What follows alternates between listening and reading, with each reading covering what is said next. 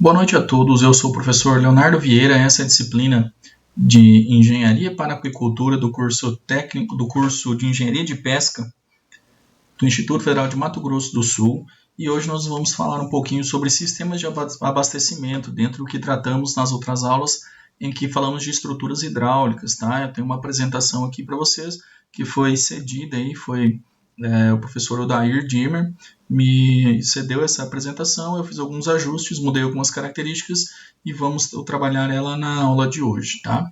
Bom, quando se fala em estruturas hidráulicas, nós já falamos aí de bombas, né, e da quantidade, da necessidade de água, tá? Então, toda aquicultura necessita ter um adequado fornecimento de água e esse é de suma importância, né? Então, a quantidade de água que tem que ser captada, ela vai depender principalmente do tamanho dos viveiros, das espécies, do sistema de produção, tá? E a gente já falou um pouco sobre isso também e falou aí sobre sistemas de abastecimentos por bombas e agora vamos falar um pouquinho sobre sistemas de abastecimento por canais e uma combinaçãozinha dos dois aí, tá? Bom, o sistema de abastecimento de água a gente já viu, então ele pode ser por gravidade, né, por derivação, então a gente tem a possibilidade de utilizar o terreno a nosso favor, tá? E aí a gente consegue fazer o abastecimento da nossa propriedade, tá? Falamos na aula passada aí sobre o abastecimento com bombeamento, né? E o misto, que é quando a gente retira uma quantidade de água do rio, transfere para um reservatório e depois deste transfere para os nossos tanques de cultivo, tá? Então seria um híbrido, né? Um misto entre os dois, tá? Então, dentro da piscicultura, nós temos inúmeras estruturas, ou dentro de aquicultura, né, que a gente tem aí também não só a piscicultura, mas cultivo de camarões, principalmente, que demanda uma grande quantidade de água, tá? Organismos, peixes ornamentais também. Então, a gente tem uma série de estruturas aí, de canais, né, que servem para abastecimento, né? Canais primários, que são os canais maiores, canais secundários, linhas terciárias, e aí tem as entradas dos tanques, as saídas de drenagem, tá? Nesta aula nós vamos falar um pouquinho mais só especificamente aí sobre os canais de abastecimento, tá? É interessante que os canais de abastecimento eles são aliados sempre a estruturas de controle, e essas estruturas de controle são para delimitar a quantidade de água que vai passar em um ponto, né? Como vai ser, essa água vai entrar aqui, a quantidade que vai entrar, a quantidade que vai ser distribuída novamente para outros pontos, tá? Então, essas estruturas de controle, elas devem se apresentar para a gente aí como uma estrutura de manejo diário, tá? E elas devem ser simples e eficientes, né? Para poder controlar a entrada e a saída. Então, essas estruturas, quanto mais simples elas forem de manusear, ou quanto mais fácil for a utilização delas, melhor é a nossa melhor para a nossa propriedade, né, em questão de tempo, em questão de demanda mesmo, tá? Então, a gente tem algumas estruturas que nós vamos ver um pouquinho mais para frente aí, tá? Bom, as estruturas de entrada de água, elas sempre devem ser bem posicionadas, né, facilitar a utilização dentro da propriedade, né?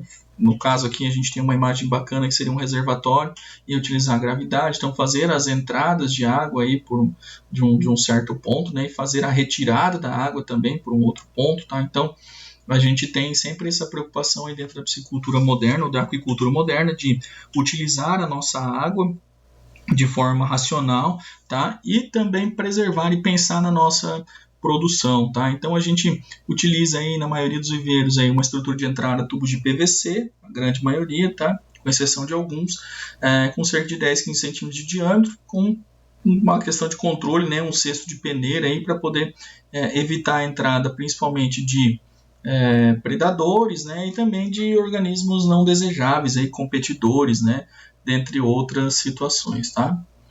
A gente tem a questão dos filtros, né, que são postos sempre na entrada e no final desses nossos canais de abastecimento para evitar realmente essa situação aí, tá? De ter os canais cheios com algumas espécies, às vezes não dá para controlar, né? Tem algumas espécies aí que sempre acabam passando por dentro desses filtros e acabam se instalando principalmente nos nossos canais de abastecimento, tá? Mas a principal função desses filtros simples, né, filtros de tela, é prevenir a entrada de detritos, né, de sujeiras, né, de peixes e de outros organismos indesejáveis, tá? Então, também é importante que possa ser feito um barramento, né, você poder fechar a entrada de água assim que você quiser, tá? Então, esses filtros podem ser das mais variadas formas, aí, filtros biológicos, filtros físicos de tela, tela rotativa, de areia, tá? Então, são estruturas aí que são bastante empregadas e também devem estar presentes dentro de uma piscicultura moderna. O uso da tubulação para abastecimento, ela depende muito aí da nossa demanda, né, de como a gente vai trabalhar, tá? Então, normalmente se utiliza aí tubos de PVC rígido ou de polietileno de alta densidade, tá? Porque eles são de fácil aquisição, grande resistência à corrosão, né? São de plástico, então tem uma vida útil durável, né? Desde que sejam utilizados de forma adequada, tá? Compatível com o tamanho e necessidade operacional, e aí entra a questão do dimensionamento das tubulações, da disponibilidade de água, perda de carga, tudo aquilo que nós já falamos, tá? Então, a utilização, dependendo aí da função que a se dispor aos nossos tubulações, aí, então elas vão ter uma peculiaridade cada uma entre outras. Voltando a dizer que sempre tem que ser bem manejados, né? Bem utilizados, tá? Dimensionamento das linhas de tubos de abastecimento, tá? Então, quando se fala em dimensionamento, o ideal é que a gente possa compartilhar a mesma linha adutora ou canal de abastecimento, tá? Quando for linhas que tiverem assim um tráfego, porque às vezes elas são subterrâneas, né? Então a gente deve colocar sempre aí uma camada de 50 a 80 centímetros de proteção, tá? Para que não ocorra aí por exemplo, não estraguem esses canos aí, né? Fique sobre o solo, a gente não vê os vazamentos e aí acaba acontecendo custos, né? Incorrem em perdas, dentre outras, tá? Onde eu devo posicionar uma drenagem, tá? A gente vai falar um pouco mais sobre isso, mas na montagem da estrutura, normalmente a gente deve posicionar a nossa entrada oposta ao nosso cano de saída, né? Nosso cano de drenagem, tá? Porque aí a gente consegue disponibilizar uma água mais limpa na despesca, possibilita a utilização das caixas de manejo, né, em outras operações auxiliares, quando a gente precisar utilizar, e elimina a erosão do fundo do viveiro, né? Então a gente disponibiliza, né, o nosso dreno sempre no lado oposto ao lado de entrada, tá? Então o lado de entrada sempre oposto ao dreno, porque aí a gente acaba fazendo com que a água tenha um escoamento maior, né? Se a gente precisar utilizar apenas uma caixa as caixas de manejo também pode ser utilizado com uma água mais limpa, tá? Quais são os componentes do sistema de abastecimento? Então ele vai depender principalmente aí das características da propriedade, né? Pode ser utilizadas tubulações, podem ser utilizadas canos, conexões, comportes de distribuição, filtros, bombas. Então depende muito do que fazer, como fazer, tá? Depende da nossa fonte de água, se ela tem abundância ou não, e se é uma piscicultura de grande porte ou pequeno porte. Também depende do design, às vezes você tem algumas áreas que são aproveitadas, né? Então faça de tudo para aproveitar essa área e aí acaba tendo uma dificuldade na relação a como vai se adaptar, ou como vamos fazer o ambiente. Então a gente não constrói a piscicultura, a gente adapta uma piscicultura. Então tem essas situações aí também que podem acontecer, tá? Então, nossa aula de hoje é mais sistema de abastecimento por canais, tá? Não vou falar nessa aula aqui de dimensionamento, tá? Isso vai ser uma aula específica que eu vou falar para vocês logo após essa aula aqui, tá? Então hoje nós vamos falar de abastecimento por canais, algumas peculiaridades e algumas situações bem interessantes que nós precisamos aí levar em consideração quando se fala em canais de abastecimento. Então, a maioria das fazendas é abastecida com canais hoje em dia, né, exceção ou com sistemas mistos, né, todo mundo tenta aproveitar bastante, né, até porque o bombeamento ele gera um custo muito alto, tá? Então a gente trabalha com sistemas mistos ou com sistemas de canais, né? Os canais são sistemas são condutos livres, né, então eles estão sujeitos à ação da atmosfera, né, à gravidade, construídos em terra, alvenaria ou outro material e tem a superfície da água sob influência de pressão. Não depende, como nos condutos forçados, da pressão imposta, mas sim da inclinação do fundo e da superfície da água, tá? Então, normalmente os canais abertos eles utilizam aí sistemas baseados em gravidade, né, o transporte de água em gravidade, tá?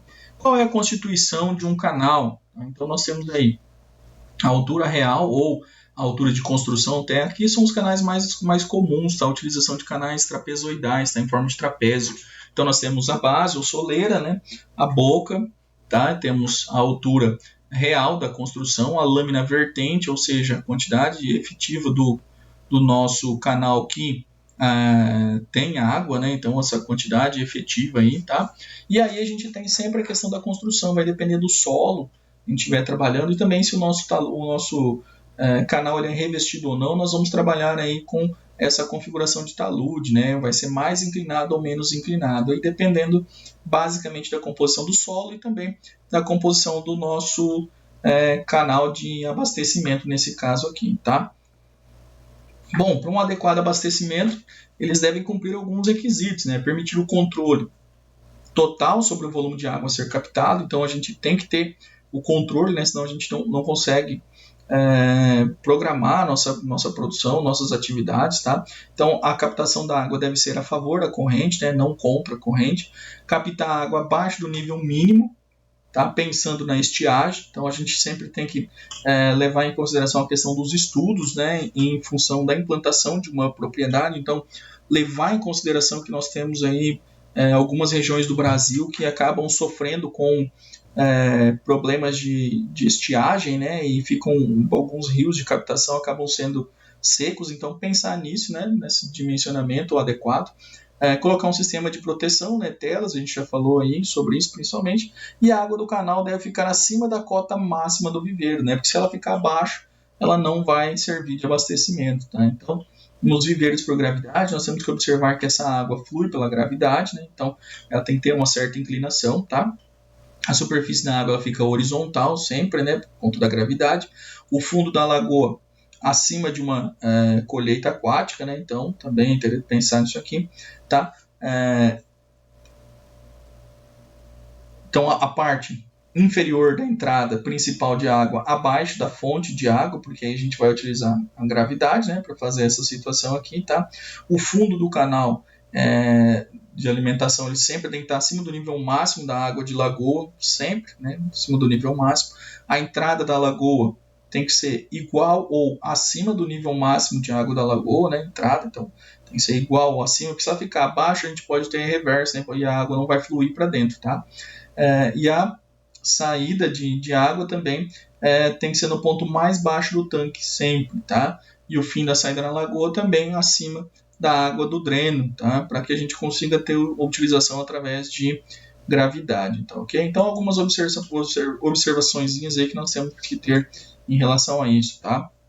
Existem vários tipos de construção para captação de água, tá? A mais utilizada é por meio de tábuas de madeira removíveis, ou entre ranhuras e uma caixa de concreto, né? Então, aqui você controla o nível de água de abastecimento, né? Se você tem aí, por exemplo, uma propriedade maior, você acaba controlando, né, essa entrada de água, entrada e saída. Então você põe telas e põe essas madeiras, né, e aí você vai controlando a vazão que você precisa, né, de captação para dentro da sua propriedade, tá? Isso quando não se trabalha com sistemas de bombas, certo, tá? Tipos de seções transversais, né? Nós temos aí a seção quadrada, né? Então ela tem a problemática da erosão, tá? Porque a força toda se dissipa nas laterais, né? Então você acaba carregando maior quantidade de sedimento, tá? Temos a retangular, que também gera um problema com erosão, tá? Já a trapezoidal, ela é gera menos riscos, né, nessa questão de erosão, tá? Normalmente são estruturas revestidas quando a gente fala em piscicultura moderna, tá? Até que, por exemplo, hoje nós também temos a trapezoidal, nós temos aí algumas máquinas, com umas pás que fazem esse corte já específico no solo, né? Então, ao fazer esse corte trapezoidal, ele já elimina também, mas também tem o risco de erosão, como todas elas, tá? Temos a semicircular, que aí é feita de concreto, normalmente, né, esses tubos de manilha, né, manilha de esgoto cortada ao meio, né, ou meia manilha, e aí também são bastante utilizados dentro de piscicultura também, tá? Então são os tipos de seções que nós temos. A mais utilizada é a trapezoidal, tá? Então a gente vai falar bastante sobre ela.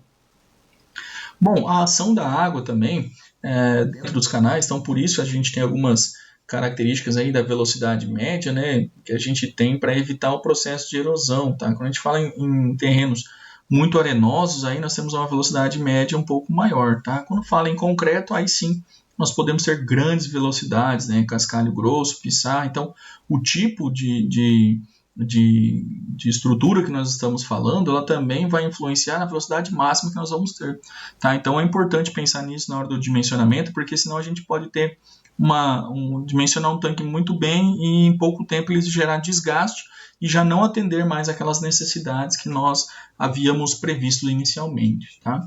Algumas obras são acessórias aos canais, tá, de abastecimento, tá? Então, Essas obras são algumas de fundamental importância, outras de necessidade, tá? Dependendo de onde está instalada a nossa propriedade, tá? Então essas obras são os revestimentos dos canais, aí depende também da estrutura de solo. Tem alguns solos que não comportam ele ficar exposto, né? Então tem que ser revestidos.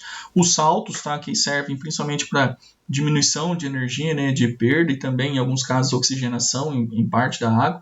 Os sifões também a gente vai ver que são localizações em estruturas quando a gente tem passagem, né, ou pode acarretar algum prejuízo, tá? Os divisores de vazões de vazão fundamental importância aí para a gente dentro da propriedade, porque elas vão trabalhar os conceitos de hidráulica aplicada aí e também visualizar que nós vamos poder definir qual é a vazão que vai para cada tanque, né? Então são um cálculo para cada tanque e um para a propriedade como um todo. E as curvas necessárias quando nós temos aí adequação de terreno, quando nós temos que fazer alguma volta, né, em alguma situação aí, e aí também existem a questão das curvas. Bom, os revestimentos eles podem ser mais variados, aí, desde trabalhar com argilas, gramíneas, com plástico, pedras, tijolo, né, cimento e argila, concreto e geomembranas, tá? E aí vai depender muito do tipo de solo que você tem, do que você vai fazer, né, qual é a sua necessidade, ou sua real necessidade, e também quanto você está a fim de gastar. Então tem algumas, tudo como eu falei no início, ele envolve uma certa quantidade de custos, né? Então precisamos avaliar bem quais são essas, a nossa real necessidade e a nossa real, o que nós realmente precisamos fazer, tá? Esses tanques de geomembranas que estão sendo bastante utilizados, né, principalmente em áreas arenosas, né, para revestir e impermeabilizar o fundo, tá? Mas também se utiliza bastante ainda a questão relativa aí a argilas, né, a cobertura com argilas nos tanques, tá? Então, como eu falei, depende muito do que você precisa fazer.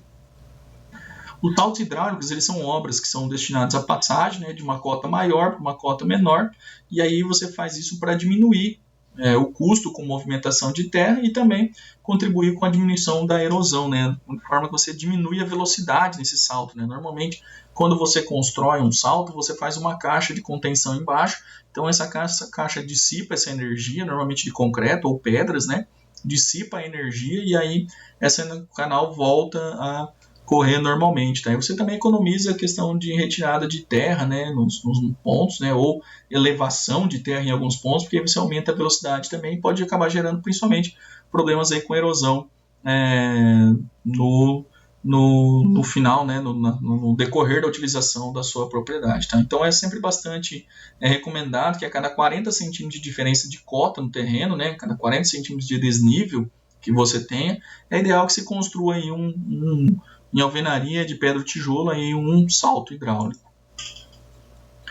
Sifões, o que são os sifões, galera? Os sifões são estruturas em alvenaria, tijolo, concreto, tá? Utilizados quando um canal necessita atravessar uma estrada ou uma outra passagem de nível, né, servindo de obstáculo na superfície do solo. Então, quando a gente tem algumas estruturas que precisa ser feita a passagem, né, por baixo, né, construída de forma de galerias, então isso a gente chama de sifões, tá? Então, normalmente quando a gente tem uma estrada ou quando tem áreas muito longas, né, muita distância, você acaba tendo a necessidade de fazer essas estruturas aí para não evitar, para evitar, né, que essas estruturas atrapalhem a passagem, por exemplo. Divisores de vazão, aí são obras mais destinadas a regular, né, e derivar a quantidade de água que uma determinada área ou reservatório deve receber num determinado tempo. Então, chega uma vazão de um ponto e essa vazão ela é dividida para outros pontos. Então, isso são os divisores de vazão. Então, realmente, eles dividem a vazão como um todo, né? Então, aí é importantíssimo o entendimento sobre conceitos de hidráulica aplicada, aí, escoamento permanente, a questão de vazão que se mantém igual, tá? Velocidade. Então, é importante o entendimento entre essa parte aí de hidráulica, que vocês já tiveram aí no quarto período, quinto período, de hidráulica. Importante entender esses processos, porque eles são de fundamental compreensão na hora que você vai trabalhar com o dimensionamento de uma estrutura, tá? Então, um canal, ele chega até a entrada de uma propriedade, por exemplo. A partir dali, você tem outros cálculos que devem ser realizados, tá?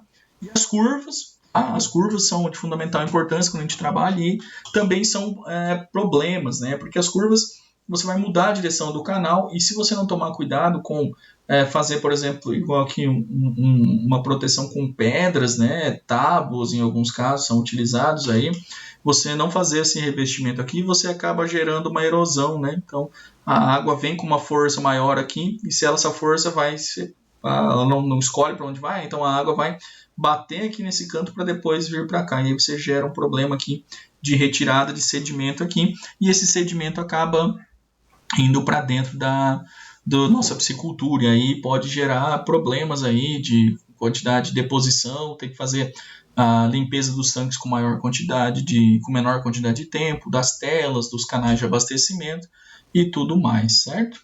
Bom, para o cálculo da vazão em canais, nós utilizamos aí principalmente aí métodos mais empíricos, né? Então, um método flutuador, por exemplo, a gente define qual vai ser a nossa área média, então define a profundidade, e aí define qual é a nossa, no caso de trapezoidal, né, nossa área maior, nossa área menor, né, nossa base maior, nossa base menor, a distância, né, a profundidade, e a partir disso nós fazemos o segundo passo, que é montar uma seção, né, por exemplo, colocamos aí cordas para identificar de onde vai passar, por onde vai passar, né, então, e aí soltamos uma bolinha, por exemplo, aqui, uma laranja, solta-se ela antes da primeira sessão para dar tempo de você clicar no botãozinho para marcar o tempo, tá? Então solta-se ela e ela vai passar por essa corda, você aciona o contador de tempo aí, né? O cronômetro, e aí ele vai descendo. Quando ela passar por baixo, você para o cronômetro. Aí, conhecendo essa distância, conhecendo as duas áreas aqui, a gente consegue identificar qual é o volume que passou aqui dentro num determinado espaço de tempo, tá? Então a velocidade média vai ser o espaço percorrido, né, em determinado tempo. Normalmente se fazem mais de uma medida, né? Faz 5, 6 medidas, 10 medidas, para que a gente possa aí, ter valores mais confiáveis, né? Fazer a média do tempo, principalmente. Tá? E aí, a partir desses dados, conseguimos calcular a vazão, né? Se nós temos aí, por exemplo, uma área de 2 metros com uma profundidade de meio metro, e aí nós temos uma média de tempo aqui, né? Uma média 20 segundos, 25, 15 segundos, fazemos a média aqui, definimos a área aqui de 1 metro quadrado, e aí chegamos à nossa velocidade média de 0,1 metro por segundo e uma vazão de 0,1 metro cúbico por segundo, tá ok? Então, nessa aula era mais para a gente conhecer algumas estruturas, e na próxima aula vamos falar aí sim sobre dimensionamento de estruturas de cultivo. Muito obrigado a todos e até uma próxima.